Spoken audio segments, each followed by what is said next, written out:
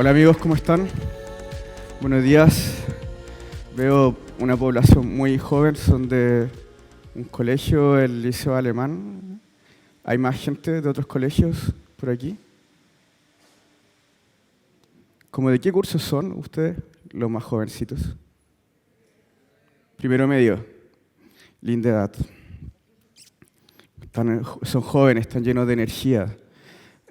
Después de 20 años empieza a doler los huesos, la articulación. No. Bueno, yo empecé a estudiar física, o sea, creo que me empezó a gustar la física como a la edad de ustedes, como en primero medio, octavo, y me gustaba mucho la ciencia en realidad, me gustaba las ciencias naturales, la química, la genética, me gustaba mucho escuchar de eso, pero lo que mejor me iba era en matemática y física, ¿ya? Pero igual me gustaba mucho la biología y estuve a punto de decidir cosas como en la dirección de neurociencia y cosas así. Pero algo hizo una gran diferencia. Fue el profesor de física que tuve en segundo medio, que era un profesor súper riguroso, que hacía problemas súper difíciles y toda la gente se sacaba unos en eso. Entonces para mí era un desafío y empecé a trabajar bien duro y creo que ahí me di cuenta que era físico teórico, porque no sé si ahora ustedes como estudiantes se quedan hasta las 3 de la mañana resolviendo algún problema, calculando, tomando Nescafé, ¿no? O café. Nadie hace eso, ¿verdad? Bueno, si alguien lo hace, lo felicito. En cualquier área, en literatura, en ciencias naturales, lo que sea. Ya sigan por ese camino. Bueno, voy a comenzar mi charla. Entonces, bueno, el título, obviamente, En busca de la teoría del todo. Y es esta idea que muchos físicos han tenido y filósofos han tenido, que es pensar que el mundo no es aleatorio, tiene que haber un orden o un principio. Es frustrante siempre no saber lo que va a pasar o pensar que las cosas no tienen razón, ¿ya? Y bueno, este principio, si ustedes quieren, no necesariamente tiene que venir de la física. Uno puede pensar, hay algo único en el universo desde lo cual todo se produce, toda la realidad se construye, ¿ya? Ahora voy a abordar este tema desde el punto de vista de la física. Pero ¿cómo comienza todo esto? Entonces, bueno, cuando éramos unos seres primitivos incluso, reflexionábamos sobre, uno ve la luna, dice qué es la luna, por qué está ahí, por qué gira, por qué cambia sus dimensiones, a veces está llena, a veces la mitad, no sé, como el sol también, por qué el sol calienta, y bueno, todas las cosas, qué son las cosas que crecen de los árboles, por qué. Entonces uno pregunta, hace este tipo de preguntas, y bueno, a partir de estas preguntas y la necesidad de responderlo en las primeras etapas de la civilización, construimos muchos mitos, ¿ya? Entonces aquí hay un mapa de mitos alrededor del mundo que, bueno, no lo voy a mencionar todo, pero quizá aquí en Chile pueden ver, no sé, Cai Vilú, que es como dentro de la cosmogonía mapuche, son los que dieron forma a la Tierra, básicamente. Y bueno, ya sí hay otros mitos, ahí está Rómulo y Remo y los dioses del Olimpo, ¿ya? Entonces teníamos ese tipo de explicaciones, pero cuando las civilizaciones empezaron a interactuar, las diferentes culturas empezaron a interactuar, digamos, como en Grecia sobre todo, la gente se empezó a dar cuenta que, bueno, tenemos diferentes creencias, creemos en diferentes dioses, y algunos, los menos conservadores quizás, se cuestionan a uno, es como, oye, mis creencias son realmente válidas porque, ¿por qué en particular lo que creo yo es válido y lo que cree otro es incorrecto? No, es un poco arbitrario eso. Entonces, aparece la necesidad de entender la realidad más sistemáticamente, de una forma menos subjetiva, ¿ya? Y eso es equivalente a transitar desde los mitos al logos, ¿ya? Que el logos representa el razonamiento. Y así nace la filosofía, ¿ya? Entonces ustedes saben los grandes filósofos de Grecia, Sócrates, Platón, etc. Y bueno, ¿qué es la filosofía? En el fondo es todo lo que puede ser pensado La filosofía piensa y cuestiona todo, ¿ya? Entonces, cada vez que ustedes tengan un problema, cualquier problema, ya si tienen un problema con un pololo, con una polola, ustedes se pueden sentar y empezar a reflexionar sobre el amor. Después de 5 minutos van a estar haciendo filosofía sobre el amor, ¿ya? Entonces, a propósito, les recomiendo Descartes. Cuando tengan problemas del corazón y estén así llorando, lean Descartes, ¿ya? Descartes habla de que la relación del amor es una relación de dominio, ¿ya? Bueno, fue esa parte quizás, pero... Ya, entonces, bueno, aquí hay una serie de documentales, porque ahora ya no sé si enseñan filosofía en el colegio, así que... pero en YouTube está este canal que me gusta mucho sobre filosofía de Pablo Feynman, y son varios capítulos donde se habla mucho sobre filosofía de una forma muy pedagógica. Bueno, en algún momento apareció Roger Bacon, ¿ya? Este filósofo, en 1214, y él dice, mira, la filosofía no es suficiente, o sea, ponerme a pensar no es suficiente sobre los problemas, porque igual uno puede desviarse y dar cualquier respuesta, a pesar de pensar mucho sobre un problema, cualquier respuesta que no tiene sentido a algún problema. Entonces es importante contrastar la razón con la experiencia. ¿Ya? O sea, pensar algo, reflexionar algo y, bueno, verificarlo si es que es válido o no. ¿Ya? Entonces, de esta persona nace una corriente filosófica que se llama el empirismo, ¿ya? Que tiene que ver con esto, con que la experiencia tiene que correlacionarse con la realidad. Entonces, bueno, seguidores de esta corriente son los primeros científicos que aparecen en la historia, o protocientíficos le podríamos llamar, que es Galileo Galilei, por ejemplo, Isaac Newton y Robert Hooke. ¿Ya? Supongo que ustedes han escuchado sobre estos personajes. Entonces, la física intenta explicar todos los fenómenos, ¿ya? Todos los fenómenos naturales, no los fenómenos sociales necesariamente. Por ejemplo. Entonces, para esto la física emplea un poderoso lenguaje, un lenguaje súper poderoso.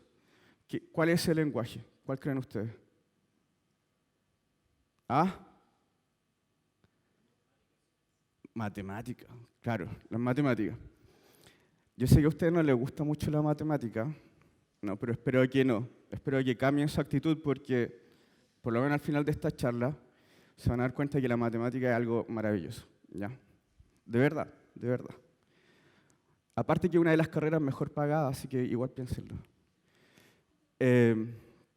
Entonces, aparte de esto, de este lenguaje, usamos el método científico, ¿ya? Entonces, el método científico es una serie de pasos por los cuales uno pasa para producir un conocimiento científico.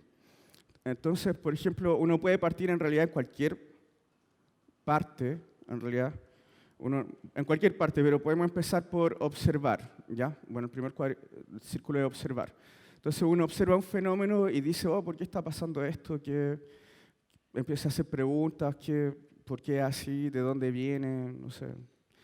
Y después uno genera alguna hipótesis, uno dice, ah, yo creo que es porque, bueno, pasa esto y bla, bla. Y luego uno prueba la hipótesis, hace algún experimento, ya verifica si es que lo que uno piensa, la hipótesis es correcta o no, y concluye. ¿Ya? Y luego termina, o sea, no necesariamente con un report, pero uno queda con una conclusión de lo que pasa y luego puede seguir elaborando ese conocimiento, observar más cosas o hacer experimentos, forzar el modelo que uno obtiene y estresarlo, digamos. Entonces, el objetivo del método científico y del lenguaje y de la física en general es obtener un modelo matemático, ¿ya? Que nos permita predecir el fenómeno. O sea, aquí lo que busca la física es la predicción y con mucha precisión, ¿ya? Y bueno, eso ahí es donde uno obtiene un modelo matemático. Ahí ustedes lo ven, recién graduado, tiene un futuro esplendor. ¿Es matemático él? No. Fenómenos. Entonces, la física quiere explicar los fenómenos, entonces hablemos de algunos fenómenos. Entonces, por ejemplo, ahí en el primer cuadro, ¿qué es lo que ven ustedes? ¿Es una manifestación de qué fenómenos? ¿Qué hay ahí? Hablen fuerte, fuerte. Tormenta eléctrica, ¿ya? Entonces la tormenta eléctrica recibe el nombre por el fenómeno es eléctrico, ¿ya? Entonces hay carga eléctrica en eso. A propósito, este se llama el rayo de Catacumbo, sí, que está en Venezuela y es un rayo permanente. Entonces la atmósfera descarga energía ahí permanentemente, eso siempre está. Y eso es súper importante para la Tierra porque así se genera el ozono, ¿ya? Que es súper importante para la atmósfera. Entonces, digamos que ahí hay cargas eléctricas. Y acá abajo, ¿qué hay? Ah, perdón.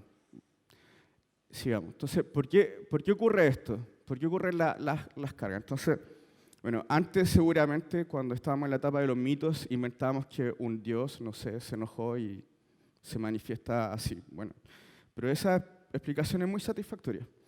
Entonces, en realidad lo que pasa es que cuando hay una diferencia, por aquí hay colegas de glaciología que seguramente saben explicar mucho mejor esto, pero bueno, básicamente lo que ocurre es que cuando hay una diferencia de temperatura alta entre la superficie de la Tierra y la atmósfera superior, suben corrientes de aire, ¿ya? Entonces imagínense las moléculas de aire que van subiendo y algunas van más lentas que otras, entonces como que se friccionan unas con otras y esas moléculas empiezan a perder electrones, ¿ya? Entonces los electrones quedan como rezagados en la parte de abajo de la nube y arriba llegan las moléculas cargadas positivamente. Entonces cuando hay suficiente... y bueno, como hay carga eléctrica ahí, o sea, el suelo también adquiere cargas positivas, ¿ya? Entonces cuando hay suficiente carga, el medio de la nube deja de ser un aislante eléctrico y se forma una ruptura eléctrica. Entonces, las cargas repentinamente vuelven a su lugar para neutralizar la nube, ¿ya? Y eso son lo que pasa con este fenómeno de rayos.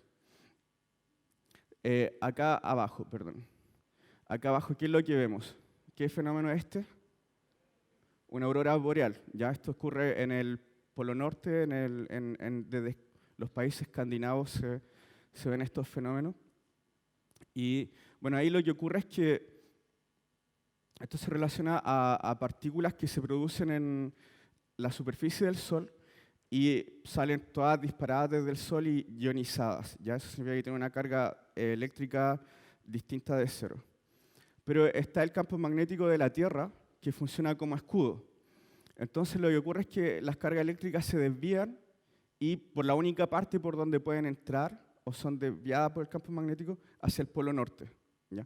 Entonces, digamos, por el polo norte magnético es por donde pueden entrar a la atmósfera y, bueno, uno sabe, digamos, en física se sabe que cuando una carga eléctrica está acelerada emite una radiación magnética y la radiación magnética se percibe en forma de luz. Ya. Entonces, ese es un fenómeno, estos ambos son fenómenos electromagnéticos. En este cuadrante, ¿qué es lo que vemos? Estrellas, quizá hay algunos planetas, ahí está la Luna. Ya, digamos que, y bueno, puse el mar ahí porque hay mareas. Entonces, esas son consecuencias de otra fuerza que está por ahí, que es la gravedad. Hay un estudiante por ahí que está diciendo todo muy correctamente. Bueno, eso es la gravedad. ¿Y qué ocurre? Lo que se sabe es que cualquier cuerpo que tiene masa, dos cuerpos que tienen masa, se atraen gravitacionalmente, ¿ya? Cuando los cuerpos son muy chiquititos, esa fuerza no se percibe, ¿ya? Pero cuando las masas son muy grandes, sí. Entonces lo que hace la Luna es, en el fondo, una masa muy grande que atrae la masa de agua y hace como que el agua se adquiera una forma diferente a la de la Tierra, más como un huevito, ¿ya? Que siempre está apuntando hacia la Luna. Entonces es un fenómeno gravitatorio. Aquí hay otra cosa, que es más difícil de ver, ¿ya? Esto es se llama cámara de vapor, ¿ya? Donde se encuentra vapor saturado, ¿ya? Entonces el vapor saturado es está lleno de vapor, pero cualquier perturbación, por pequeñita que sea, dentro de la cámara, dentro del vapor, hace que el agua se condense y se formen gotas de agua. ¿Ya? Entonces, esta cámara es suficiente para detectar otro tipo de fenómenos, que son los fenómenos de tipo nuclear. ¿Ya? Entonces, lo que ocurre es que bueno, cuando se desintegran algunos núcleos atómicos, generan partículas que salen disparadas y perturban las partículas de vapor y bueno, se condensa y se forman estos trazos, ¿ya? Que uno puede observar. Entonces, este es un fenómeno de las fuerzas nucleares. Entonces, bueno, así es como la física logró entender estos fenómenos sin tener que apelar a los mitos. Entonces, la física también es súper ambiciosa, ¿ya? La física quiere comprender todos los fenómenos a toda la escala, desde escalas subatómicas, que significa cosas que son mucho más pequeñas que los núcleos atómicos o que los átomos, hasta escalas humanas, que son escalas ambientales, ¿ya? Como las que estamos aquí, no sé, lanzo esto y sé exactamente dónde va a caer, y hasta escalas cosmológicas, ¿ya? Entonces, esta es como una foto del fondo electromagnético del universo, ¿ya? Entonces, así se ve en el fondo de microondas electromagnéticas del universo, que es como una representación del universo en un estado muy ancestral. Les dejo ese link para que vean una aplicación donde pueden ver, es como un viaje a través de las diferentes escalas, de donde pueden ver desde las escalas subatómicas hasta la estructura más grande del universo, y ahí explico algunas cositas, así que lo dejo por si les interesa verlo. Entonces, una pregunta. Si uno empieza a pensar cómo interactúan todas las cosas, por ejemplo, no sé, sostengo este puntero con mi mano y aquí hay muchas fuerzas interactuando. Está la fuerza de gravedad, está la fuerza de mi mano que impide que la cosa caiga. Pero también, no sé, está la fuerza del aire que está circulando alrededor de nosotros, que impide que nos movamos tan fluidamente. Entonces, uno podría decir, si uno empieza a ver todas las cosas en las cuales hay fuerza actuando, uno podría llegar a la conclusión de que hay muchas fuerzas. Y esa idea es un poco fea, porque, o sea, como que el infinito número de cosas es una idea que en realidad no es muy humana, ¿ya? Entonces, uno se pregunta si existen fuerzas fundamentales más fundamentales que otras, tal que todas las demás fuerzas, como las que se ilustran aquí, se deben a alguna combinación de estas fuerzas o alguna manifestación de estas fuerzas. Por ejemplo, aquí, estos niños están empujando esta persona en el carrito y, bueno, tocan con sus manos la superficie de la silla y de la espalda del niño y lo empujan. Entonces, en esos puntos, ¿qué fuerzas están actuando? ¿Cómo le llamaríamos? Movimiento, sí. Sí, uno está transfiriendo energía cinética en el movimiento, pero está dando un impulso. Cuando uno cambia la velocidad de algo, se dice que está dando un impulso. Bueno, entonces, en realidad, no es una fuerza, no es la fuerza de contacto en realidad, se percibe como una fuerza de contacto, pero en realidad lo que está pasando es que en cada superficie que entra en contacto están los átomos y las moléculas que constituyen esa superficie.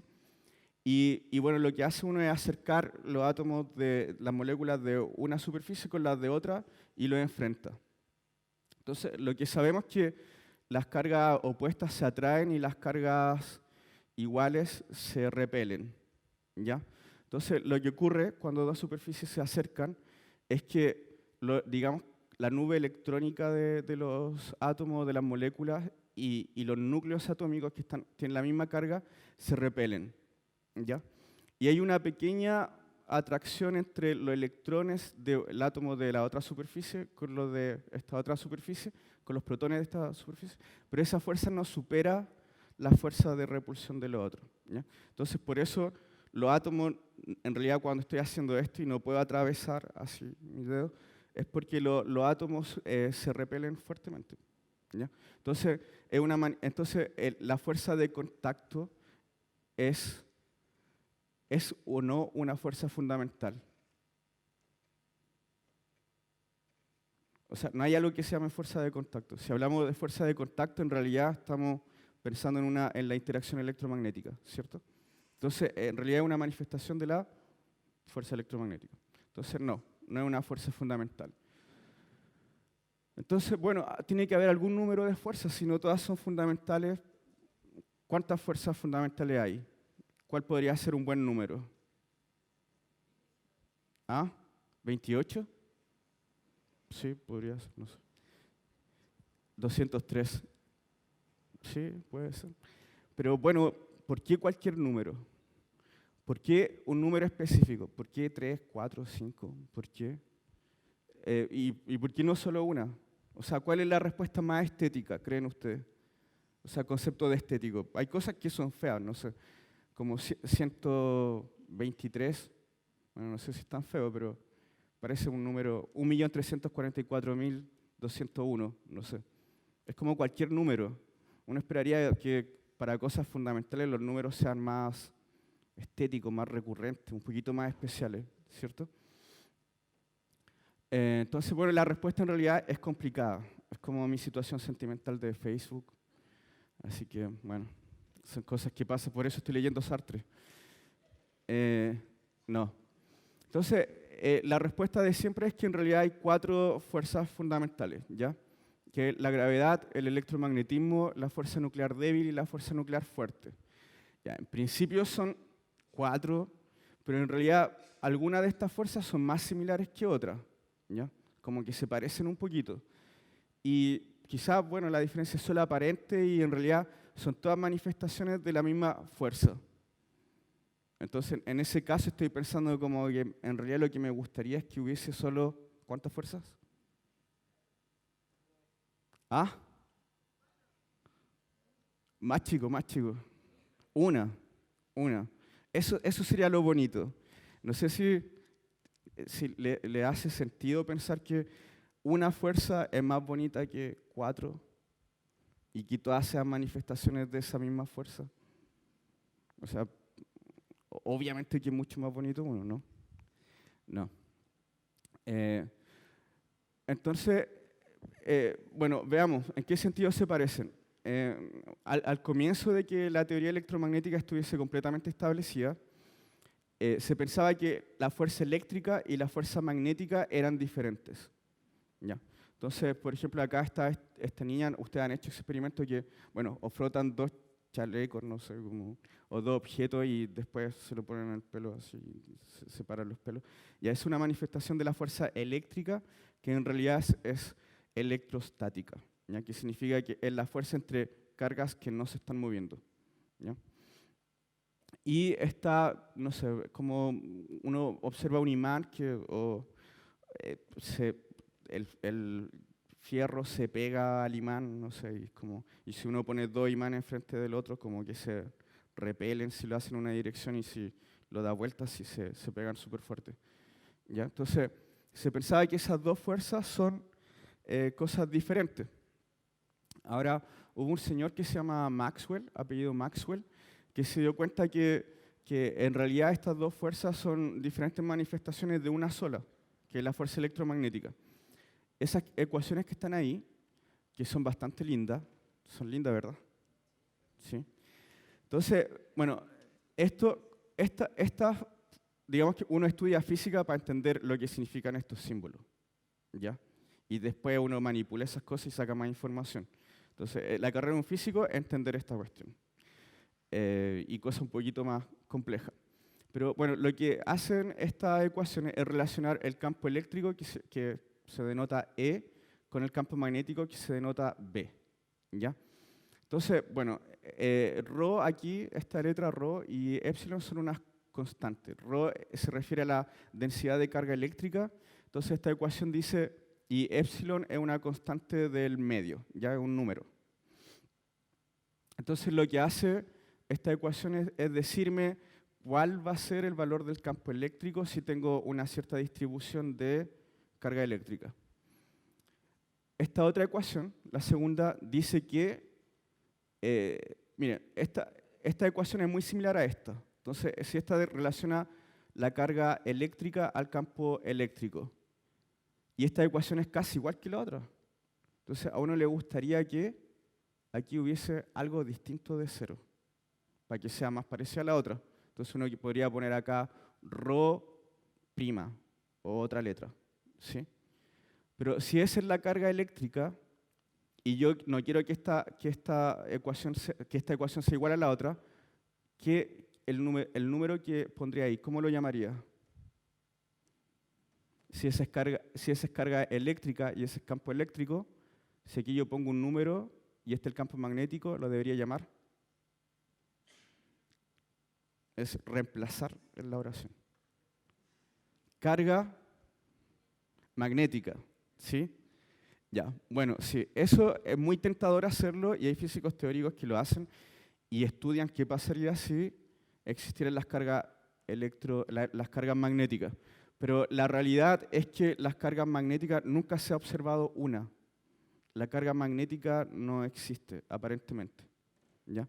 O sea, uno especula que existe la carga magnética porque produce muchos resultados, ¿ya? Muchas cosas interesantes en física, pero no lo hemos observado. ¿Ya? Entonces, aquí esta ecuación dice que las cargas magnéticas no existen.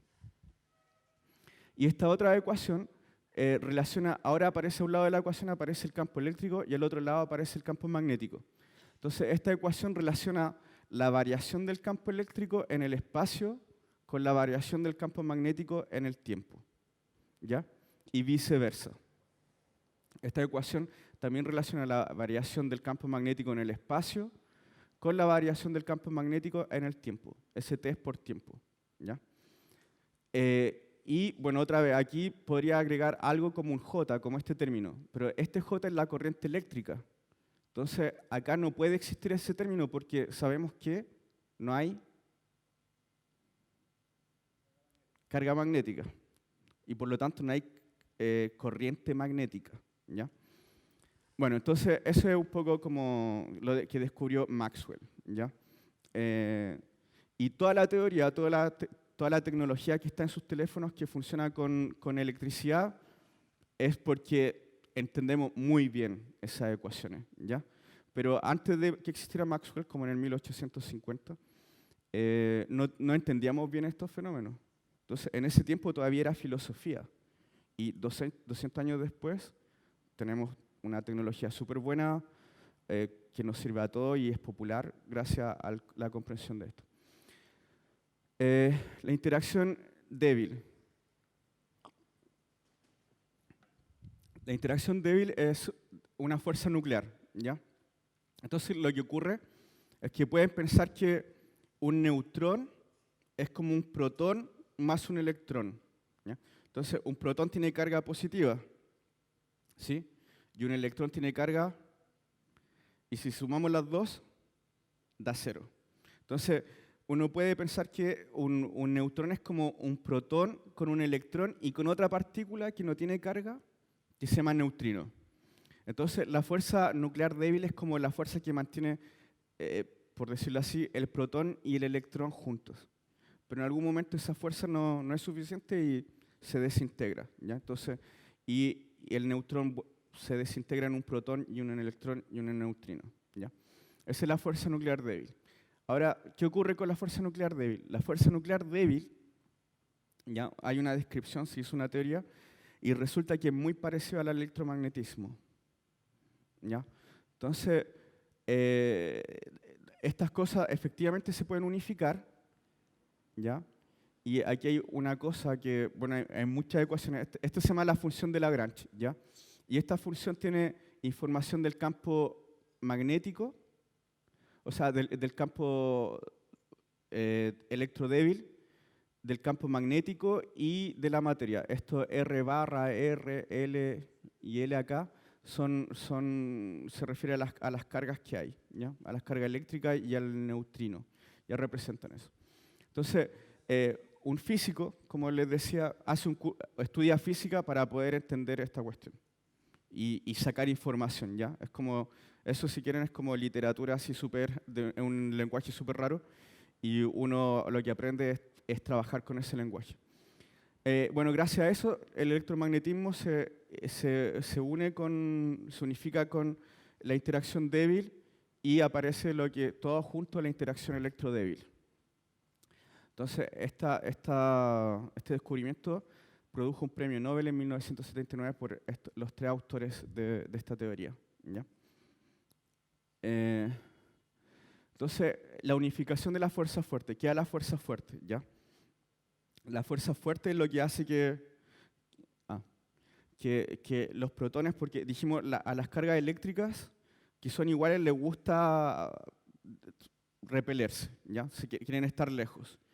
Entonces ustedes se pueden imaginar que la fuerza fuerte es como una personita que está ahí que tiene los brazos cortitos y si no puede agarrar los protones se van a ir lejos. Pero si los protones llegan a estar lo suficientemente cerca, el tipo los va a agarrar y no los va a dejar escapar.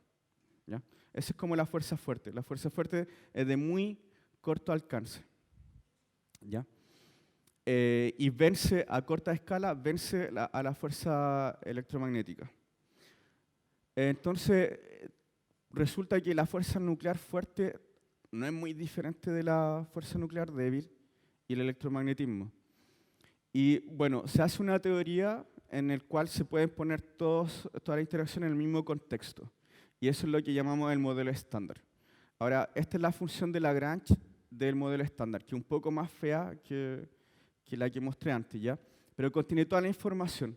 Y esta teoría lo que nos dice es que dentro de los protones y los neutrones hay estas partículas que se llaman quarks, ¿ya? Entonces los quarks ya no son, los protones ya no son, y los neutrones no son partículas fundamentales, están hechos de otras partículas que se llaman los quarks, ¿ya? ¿Se van a acordar de la palabra quark después? Un poco como los patos, así como cuac. Entonces, bueno, fome, ya. Bueno. Entonces, bueno, tenemos este modelo que es súper bueno y se dice que es uno de los modelos más exitosos, más exitosos construidos por la humanidad, porque produce predicciones, ha predicho medidas que después luego se hacen en el experimento con mucha precisión, mucha precisión. ¿Ya? Entonces, de hecho, una de las predicciones que hace el modelo estándar es la del bosón de Higgs. Entonces, el bosón de Higgs se predijo en 1964 y el bosón de Higgs es necesario para dar masa a la materia, a los electrones. Ya digamos que los electrones por sí solos y los protones y todas las cosas no tienen masa por sí solas. Lo que pasa es que son como, imagínense que ustedes son como una partícula livianita, ¿ya? Una persona livianita, pero entran a un lugar donde está lleno de otra gente, ¿ya? Lleno de otra gente y quieren pasar, entonces vienen desde afuera y bueno, se mueven libremente y entran y se empiezan a frenar porque hay mucha gente y les cuesta pasar. Entonces el bosón de Higgs es como una población de esa gente que no los deja pasar, ¿ya? Y bueno, el premio Nobel por esto se dio en el 2013, o sea, casi 50 años después de su predicción. Entonces, uno tiene razones para creer en que estos modelos funcionan y que de verdad describen la realidad. Entonces, existe otra idea que va más allá, que el modelo estándar describe todas estas fuerzas en el mismo contexto, las pone al mismo pie, ¿ya? Pero la gran unificación es otra teoría que va más allá y la gracia que tiene es que reproduce estas fuerzas cuando uno la observa a energías más bajas. ¿Ya? Entonces, aquí puse un ejemplo de estas teorías que se llama la teoría de Super-Yang-Mills, que, bueno, si se fijan, es un poco más simple que las cosas que escribí antes, ¿ya? Y de hecho se puede escribir de manera más simple aún, un poco trabajando el lenguaje, ¿ya? Entonces recuerden esa teoría de Super-Yang-Mills. Entonces falta una fuerza. ¿De qué fuerza no he hablado?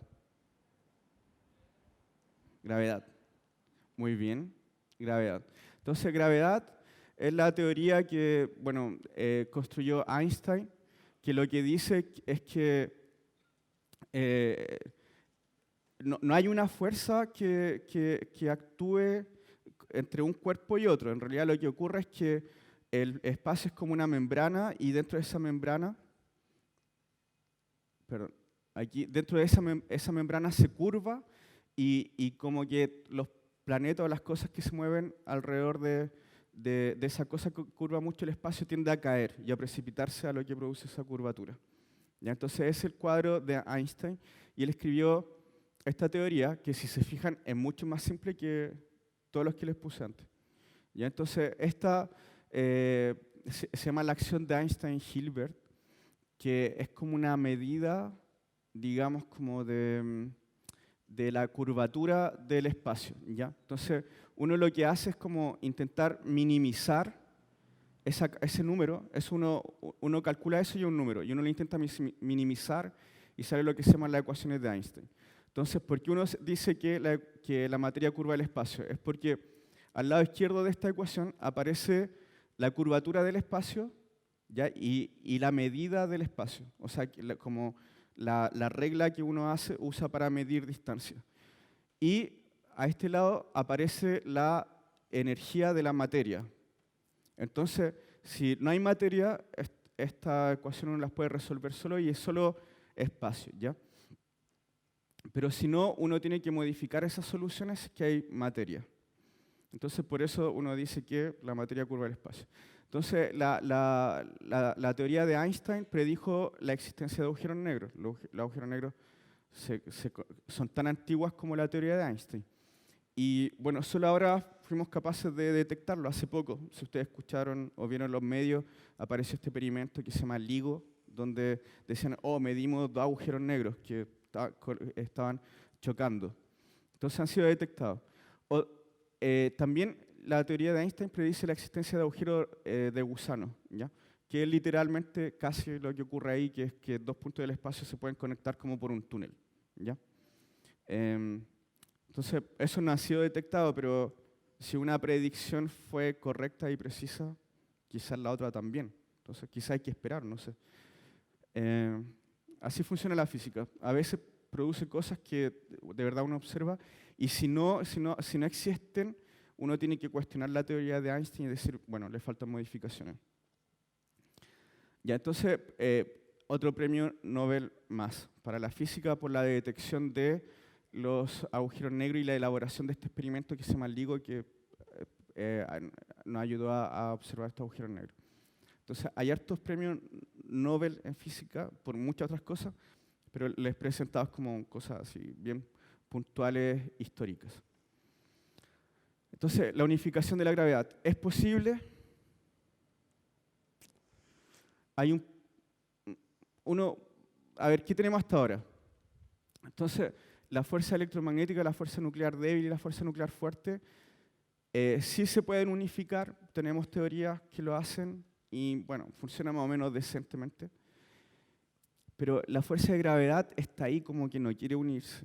Ustedes vieron cuando puse las funciones de Lagrange de estas teorías, era bastante complicado, todo ese corcho, hacer una ecuación gigante. Y mientras que la de la gravedad era mucho más simple, mucho más concisa. Entonces, en realidad, no lucen muy parecidos las dos. Pero aún así nosotros insistimos en que tiene que unificarse de alguna forma porque nos gusta demasiado este principio de que hay una sola explicación para todas las cosas. Entonces, lo estamos persiguiendo. Pero igual es un poco diferente, entonces, pero bueno. Algunos números, digamos que, bueno, la intuición indica que sí, o sea, más bien, no sé si intuición, mi deseo de que ocurra, puede ser, indica que sí. ¿Y por qué ese principio de unir cosas y hacerlo cada vez más generales, cómo funciona? Entonces, en este caso, debería funcionar. Ahora, algunos cálculos así como uno dice hand waving, como con las manos, así como especulación, indican que esta unificación debería lograrse a muy alta energía, ¿ya? Entonces, si uno lo piensa, a baja energía estamos como en esta línea donde todas las fuerzas lucen como cosas diferentes. Si uno aumenta un poquito la energía, uno observa que la fuerza débil y la fuerza electromagnética se unifican. Si sube un poquito más la energía, se unifican estas tres, y uno esperaría que una energía mucho más alta en realidad se unifiquen todas, ¿ya? Entonces, es algo que se espera que ocurra a energías muy, muy altas. O sea, a energías de escalas cosmológicas, ¿ya? Entonces, bueno, no tenemos energía para hacer eso. O sea, necesitamos como un experimento del tamaño de la galaxia para verificar la unificación de la gravedad con las otras interacciones. Entonces debemos seguir confiando en nuestro lenguaje favorito, que ahora a todos les gusta, que es la matemática. Eso, ahora a todos les gusta la matemática. Muy bien. Entonces, la importancia de este lenguaje. Ahora, nosotros confiamos firmemente en este lenguaje, ¿ya? Porque este lenguaje nos da respuesta. No es cualquier lenguaje. Entonces, la matemática, si lo piensan, es un lenguaje que ya vieron ustedes que hay muchos símbolos. Y hay reglas para su yuxtaposición. O sea, uno puede poner un símbolo al lado del otro si satisface algunos requisitos y luego cuando uno lo junta produce otra cosa que es como un poco como el ajedrez. Hay muchas reglas, ¿ya? Pero si uno aprende a jugar, puede jugar. Entonces, este lenguaje es como un lenguaje perfecto en el sentido de que yo no puedo escribir cualquier lecera, ¿ya? Por ejemplo, si escribo 2 por 3 igual 3, todo el mundo, un extraterrestre, me puede decir, eso está malo, ¿ya? Eso no es correcto. Lo que es cierto es que 2 por 3 igual 6, ¿ya? Eso es correcto. Entonces, la matemática lo que hace es como nosotros tenemos una base de datos que nos indica que los modelos son correctos y que la matemática funciona y que es súper predictiva. Entonces, nosotros queremos seguir trabajando con eso, usar más matemática y construir otros modelos. Entonces, bueno, cuando estaba haciendo esto me acordé de esta película de Arrival, ¿ya? Que son unos extraterrestres que llegan a la Tierra y se instalan con esa nave en forma de huevo y toda la humanidad especula de por qué están estos tipos acá. Así como, ¿qué están haciendo? Nos quieren invadir, nos quieren matar. Todo. Bueno, es un spoiler alert, sorry. Bueno, y en realidad lo único que quieren ellos es dejarnos su lenguaje como tesoro. O sea, ese lenguaje supuestamente va a ayudar a la civilización a desarrollarse al próximo paso. Entonces, bueno, si no conociese la matemática, yo pensaría que ese lenguaje es la matemática. Bueno, entonces lo que vamos a hacer para lograr esta unificación de la gravedad con la otra fuerza es usar todo lo que tenga nuestro cerebro. Entonces, criterio de consistencia matemática, que es como trabajar con el lenguaje, bla, bla. Estética también aparece. La estética es una rama de la filosofía que abarca muchas áreas y en la ciencia exacta está presente. Filosofía, para pensar así súper abstracto, como desde lo más alto posible y observar la realidad y así como, no sé. Drogas no están permitidas en esto. Perdón, ¿ya? Intuición. O sea, todo lo que yo sé, ya toda mi experiencia la voy a tratar de usar y bueno, finalmente el prueba y error, ¿ya? Prueba y error, así como ya sabéis que no sé, no me da más el cráneo, voy a intentar cualquier cosa y si funciona, funciona y si no, no. A veces funciona, es lo más desesperado, pero bueno, es una técnica. Entonces, ¿por qué dije estética? O sea, ¿cómo luce una ecuación bella? ¿Se imaginan cómo luce una ecuación bella? Es una ecuación bella, ¿ya? Esa ecuación contiene información, describe la interacción electrodébil, fuerza y fuerte en ausencia de materia, ¿ya? Estas son como una de las ecuaciones de Maxwell que escribí al comienzo, ¿ya? En ausencia de materia. Entonces, F acá sería el campo electrodébil o el campo fuerte y D es como lo que uno llama un operador. Entonces, el operador D agarra el F y le pega una vuelta, ¿ya? Así como lo enreda un poco y lo dice igual a 0. Entonces, después uno lee, cada componente tiene que ser igual a 0 y eso me va a decir que el campo magnético se propaga de alguna forma.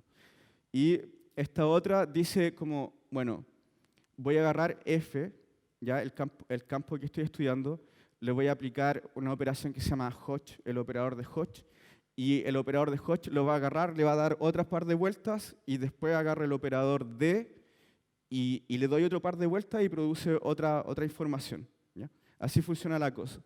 Entonces, para cualquier físico, esta es una ecuación muy bella, ¿ya? Entonces, bueno, en ese sentido aparece la estética en este asunto. En realidad, la estética, si usted lo piensa, o sea, una vez vi un documental que hacían un experimento donde habían bebés y les ponían caras, ¿ya?, de personas. Entonces veían las reacciones de los bebés. Y los bebés a veces ponían cara fea, ponían cara así como sonreían. Y se dan cuenta que efectivamente los bebés sonríen más o perciben mejor las caras que consideramos bonitas. ¿Ya? Y bueno, después decían, ya, ¿qué significa que la cara sea bonita? Entonces trataban de identificar los rasgos generales y lo que ocurre es que las caras bonitas tienen más simetrías. Eso significa, tener una simetría significa que yo no necesito conocer todo el objeto, solo necesito conocer una fracción del objeto para reconstruirlo por completo. Entonces, por ejemplo, una esfera tiene simetría, valga la redundancia, esférica. Eso significa que yo puedo observar una parte de la esfera, un segmento pequeñito, y después lo giro, uso la simetría y lo reconstruyo completo. ¿Sí? ¿Se entiende? Si quiero reconstruir un cubo, no necesito tener datos de todo el cubo, solamente miro una cara y después sé que el cubo tiene 6 caras y las 6 caras son iguales. Así funciona la simetría. Entonces, imagínense, para el cerebro, ver una cara más simétrica significa que uno tiene que escribir menos datos en su memoria, porque uno solamente identifica los datos, los rasgos principales, y la memoria reconstruye todos los otros datos. Entonces, de la misma forma, creo que la razón por la cual en física nosotros encontramos que este tipo de expresiones son bellas es porque nos causan eso. Aquí hay mucha información, pero escrita de una manera muy concisa. Entonces, estrategias para la teoría del todo. Entonces, lo primero que se me ocurre es agarrar un modelo de partícula, que es la teoría electrodébil, fuerte y electromagnetismo, agarrar la relatividad general y mezclarlas. ¿Ya? Ahora, hay un ingrediente secreto que no pude mencionar, o sea, por cosa de tiempo, que es la supersimetría. ¿Ya? Supersimetría, bueno, hablé de simetría, entonces puedo decir algo de supersimetría. Supersimetría es como una simetría entre las interacciones, como entre el campo magnético, es como un tipo de simetría así, como entre el campo magnético y las cargas eléctricas, ¿ya? Que de alguna forma relaciona algo que son partículas cargadas o que uno llama fermiones con las partículas que llevan las interacciones que se llaman bosones. ¿Ya? Entonces hay una simetría que produce uno a partir de otro. Entonces eso me permite saber que si conozco las interacciones, como que podría conocer las partículas que tienen que existir. ¿Ya? Eso es más o menos como lo que podría ser supersimetría. ¿Ya? Así muy concisamente contado. Y entonces uno agarra el modelo de partículas, relatividad general y supersimetría y cocina esto que es lo que llamamos supergravedad. ¿Ya? Entonces supergravedad es una teoría que efectivamente contiene partículas, la física de partículas y un modelo de gravedad. ¿Ya? Esa teoría se puede escribir, una forma de escribirla es esta ecuación, esta sería la ecuación de Lagrange. Ahora, eso después si uno lo expande, digamos que uno usa estos trucos que les decía, uno sabe que este operador actúa sobre esa cosa y lo revuelve y saca otras cosas, uno puede escribirlo de esta forma. ¿Ya?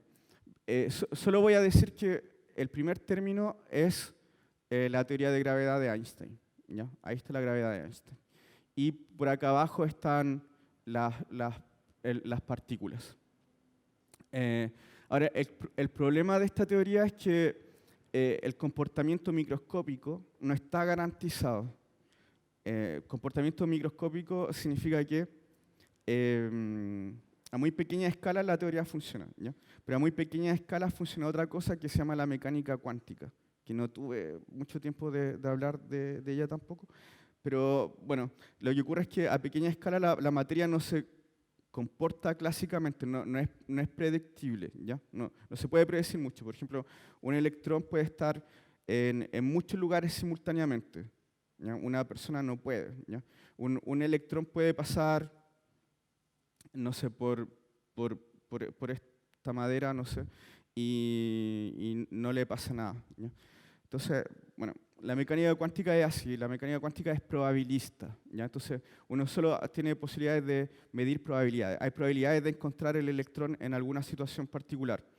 ¿Ya? No como este objeto que si yo lo lanzo, yo sé exactamente dónde va a estar el centro de gravedad en cada momento. Un electrón no, porque un electrón se puede ir como por la trayectoria clásica y por otra se puede desviar, se puede dar una vuelta por allá y ya. ¿Ya? Entonces, bueno, la mecánica cuántica es así.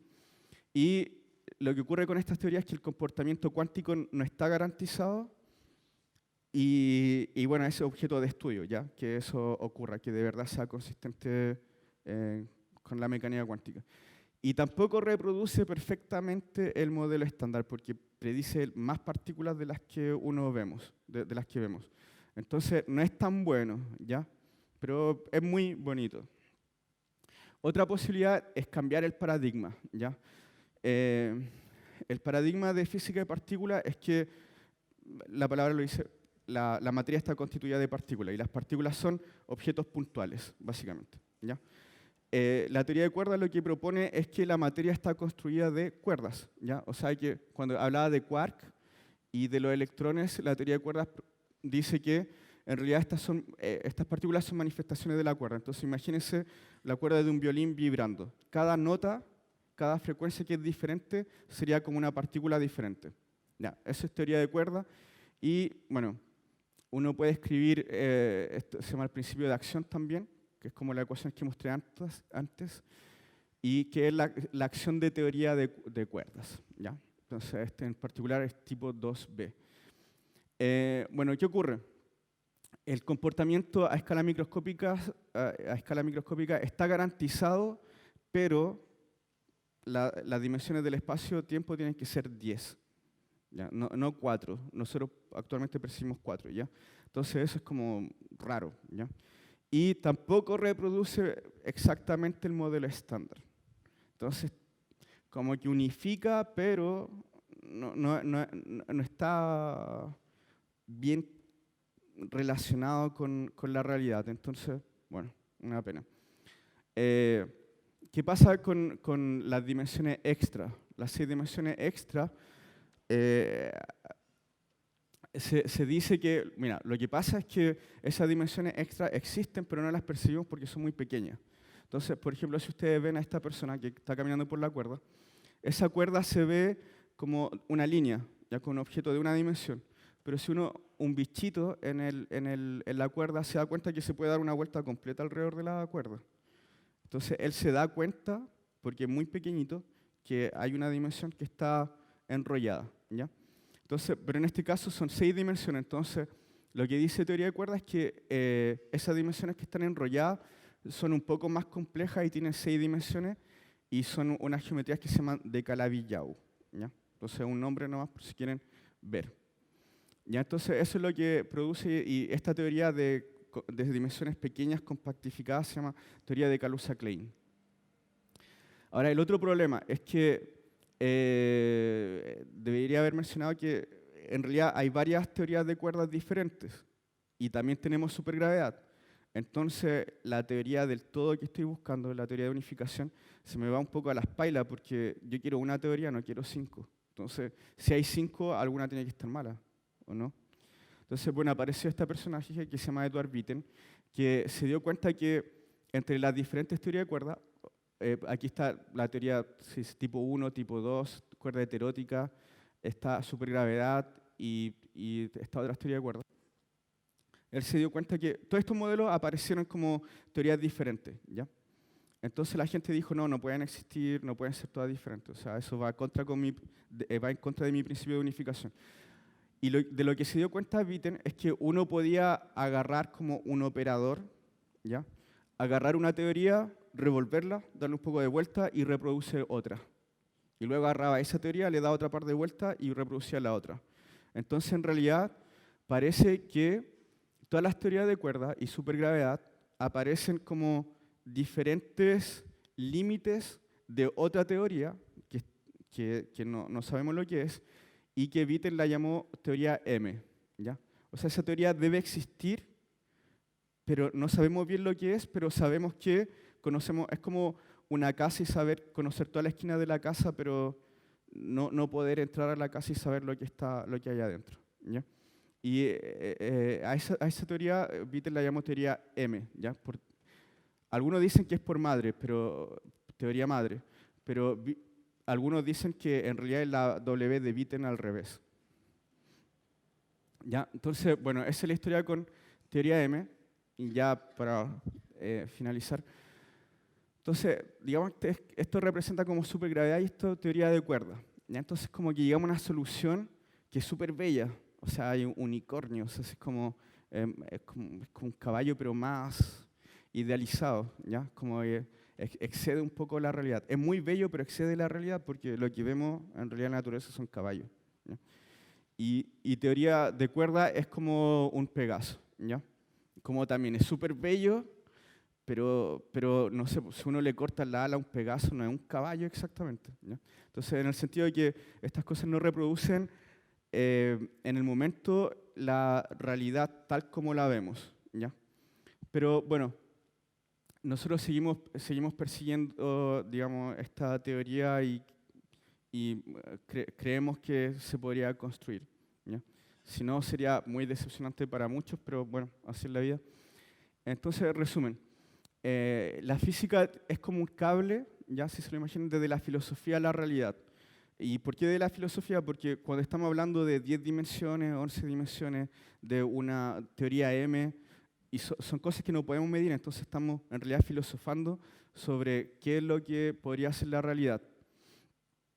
Pero sin embargo, somos capaces de producir algunos resultados bien concretos, como el electromagnetismo que permite que haya una luz acá, ¿ya? Y sus teléfonos y mi computador y todo. Entonces, la física elabora modelos que nos permiten predecir los fenómenos y controlarlos. Ese es el objetivo de la física, poder predecir, ya que uno sepa exactamente lo que va a pasar con cualquier sistema. Las teorías de unificación son deseables porque tendrían gran poder predictivo. O sea, agarro una teoría y puedo producir todo lo que pasa. ¿Ya? Esa es la idea. Y por razones estéticas, como ¿por qué voy a tener 1000 teorías, 100, etcétera? Quiero solo una teoría que prediga todo. Y aún no poseemos una teoría del todo consistente con las observaciones experimentales, pero estamos caminando en esa dirección. Gracias.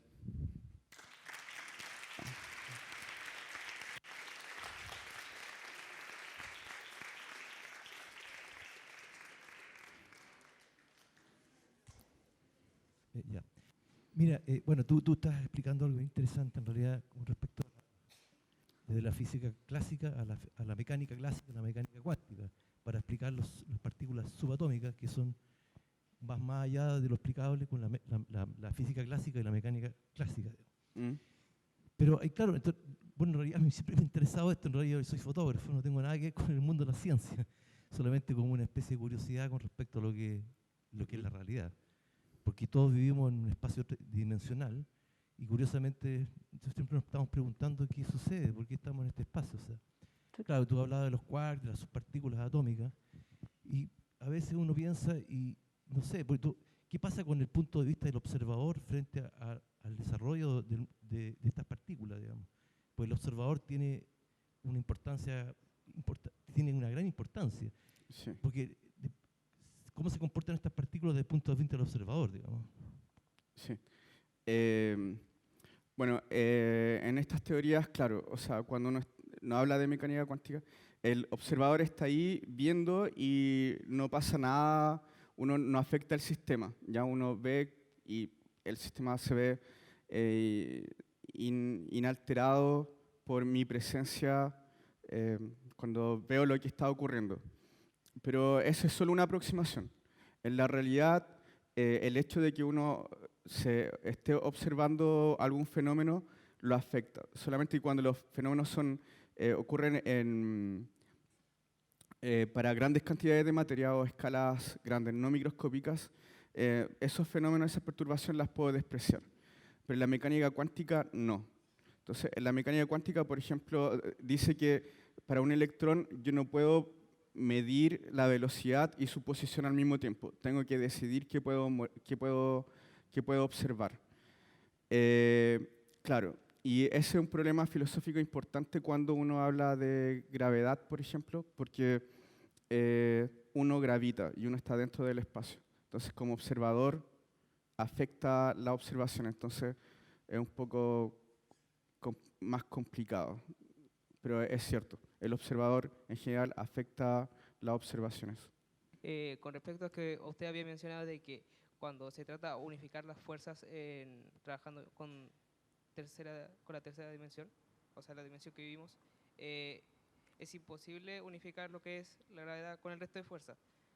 Pero cuando se trabaja si añadiéramos más dimensiones a lo que es el sistema, funciona. Pero ¿en qué se diferencia en qué varía en que la unificación de la fuerza pueda juntarse cuando se añaden dimensiones?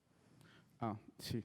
Es que hay una cosa, de nuevo, con la mecánica cuántica. Entonces, todo lo que yo mostré cuando escribía el principio de Lagrange, esas ecuaciones que escribía, son ecuaciones clásicas. Entonces, hay otro proceso que uno hace en física para poder entender las partículas a pequeña escala, o el espacio a pequeña escala, que se llama cuantización. ¿Ya? Entonces, uno agarra la mecánica clásica y la cuantiza. ¿Ya? Entonces, uno es como que agarra la mecánica clásica y lo traduce a otro idioma, que es el de mecánica cuántica, y ve qué es lo que le dice a uno ese lenguaje. Ahora, cuando uno hace eso con la teoría de cuerdas, lo que ocurre es cuando uno hace esa transferencia de la mecánica clásica a la mecánica cuántica, en una parte del cálculo aparece un infinito. ¿Ya? Aparece infinito por un número que depende multiplicado por un d, ya que es el número de las dimensiones, menos 10. Entonces aparece como d menos 10 por algo que es infinito. Entonces, los infinitos no son deseables en física. ¿Ya? Infinito es como una abstracción, pero nosotros nunca observamos en la naturaleza cosas infinitas. ¿Ya? Es solo un concepto matemático. Entonces, para eliminar ese infinito, tenemos que decir que d vale 10, para que sea 0 por un infinito de un orden menor que ese 0. Entonces, por eso es necesario que la dimensión del espacio-tiempo sea 10. Bueno, primero que todo, felicitarte por la presentación. Es como súper clarificadora para las personas que no somos tan estudiosos del tema, más que aficionados. Gracias. Pero te quería hacer la siguiente consulta. A nivel, ¿qué me dices tú personalmente? ¿Qué pasa si aparece una quinta fuerza? Que hasta donde yo tengo entendido, sí apareció. Sí. Hay estudios acerca de eso y es si es que esta teoría de unificación le da cabida a una quinta fuerza después de todo lo que ha costado incluir la gravedad. Sí. Bueno, sí, eso es cierto. Recientemente hay una noticia sobre el descubrimiento de una partícula que podría revelar que existe una quinta fuerza.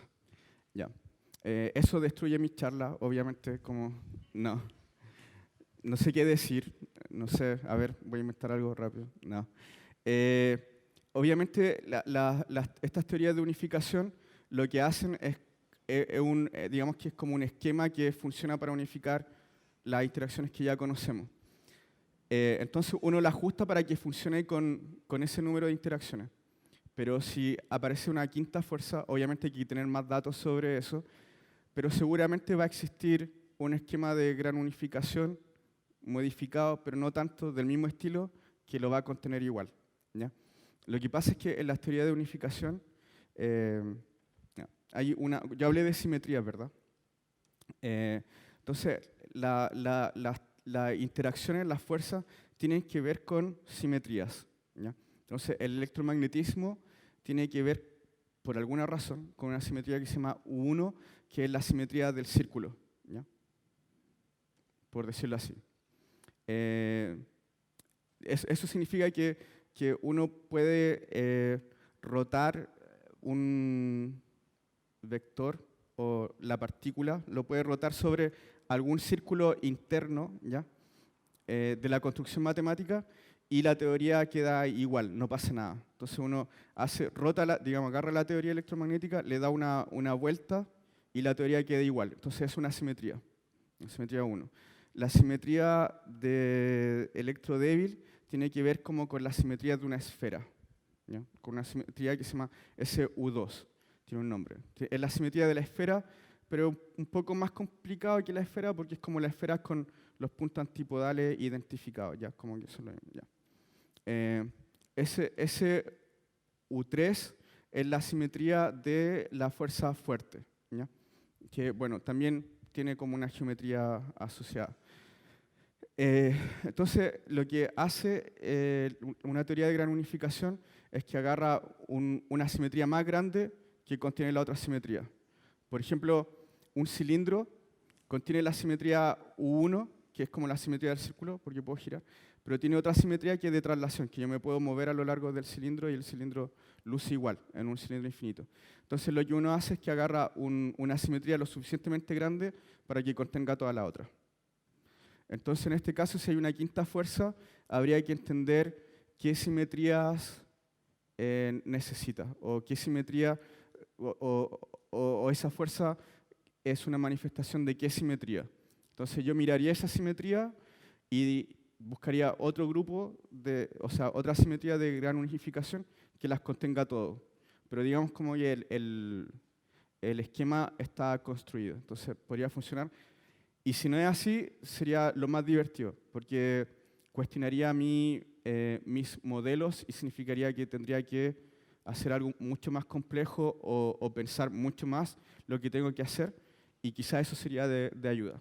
Pero en cualquier caso, algo interesante, eso podría hacer.